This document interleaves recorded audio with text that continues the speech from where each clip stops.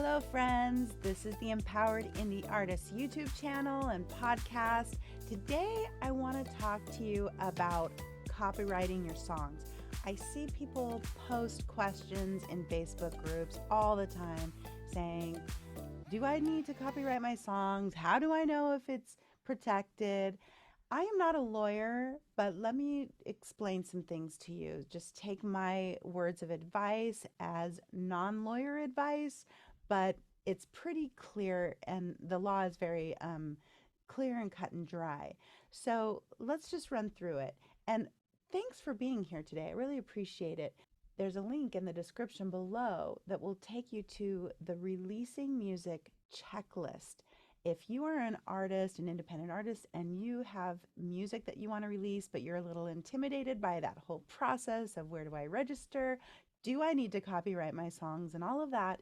This checklist will walk you through step by step what to do. Okay, now let's get to it. Copyright. The law explains that you actually own the copyright of a song as soon as you write it. That's the law. You created it, you own it. As long as it's not copying any little bits of another song or lyrics. So if you were like, ooh, I wrote this great song, but I'm using the hook line of some other song, but it's my song, you can't do that. That is actually something totally different, which we'll get into. But if you wrote lyrics and melody from scratch, and it doesn't even matter if you have music to it or chords, you own that copyright. Now, what you want to do is document in some kind of form the creation of your song. This is how you are protected should you find that someone has stolen your song. You need to be able to prove that you created it. Now, the best surefire way to make sure that you have proof that you wrote the song is to register the song with the Copyright Office. Now, this is for US-based songwriters, of course, that I'm talking about.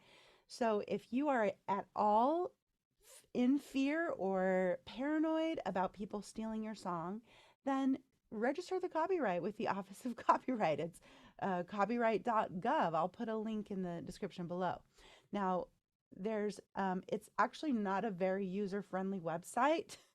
What a shocker, because it's a government website. One thing that will really help you is if you just understand this concept. There are two types of copyright when we're talking about a created work, a song. There's the underlying composition, which is your lyrics and melody. That alone can be copyrighted. There's also a copyright for the sound recording. So when you go to the Copyright Office website, it is going to have you decide if you are filing a copyright protection for the underlying composition, which is a PR form, or for the underlying composition and the sound recording at the same time, which is an SR form. So this is what I tell everybody. If you are planning on releasing the song, then you may as well wait until you make the recording, because then you can copyright both at the same time. But if you just have, notebooks full of songs and you're afraid that your neighbor is going to break into your house and steal your notebook, and you really want to protect these songs, then you can register a copyright for just the underlying composition. Now, here's the other trick for registering these, for copyrighting the songs. You can actually batch copyright these songs as long as everything is the same across the board. So if you are the sole writer to 10 songs and you own the sound recording of all 10 of those songs, you can do one SR form and register them all at one time. And at least last I checked, you would only pay the one fee for all 10 songs, as opposed to one at a time, you would pay the fee for each time for each song that you copyright. So it's a great way to save money and to simplify the process.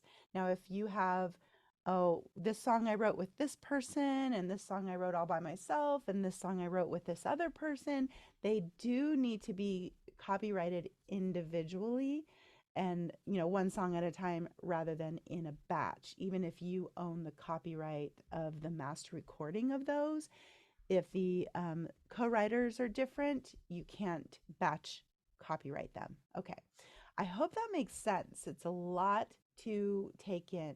But one final word I will say, people still believe in this poor man's copyright, which is, put the lyrics in an envelope, even a cassette recorder. Now this tells you how old this fable is, and mail it to yourself. This is somehow a way to protect your work. Well, the the trick is that if you do end up having to prove in court that you created a song because someone is either suing you saying that they wrote it or they released it and you're trying to sue them, again, you have to be able to prove that you wrote the song. And so the poor man's copyright was just a way to do that. But really, nowadays with technology, save your hard drives. You've got timestamps, you've got all the documentation that you need on your computer or even on your phone, as long as you're backing up your phone data. So it's really just about proving that you wrote the song. But I did have a lawyer tell me that the really surefire way to, first of all, maybe avoid going to court or actually win a court case, hands down, is to register it with the Copyright Office. So there you have it. I hope that's really helpful, and I'll see you next time.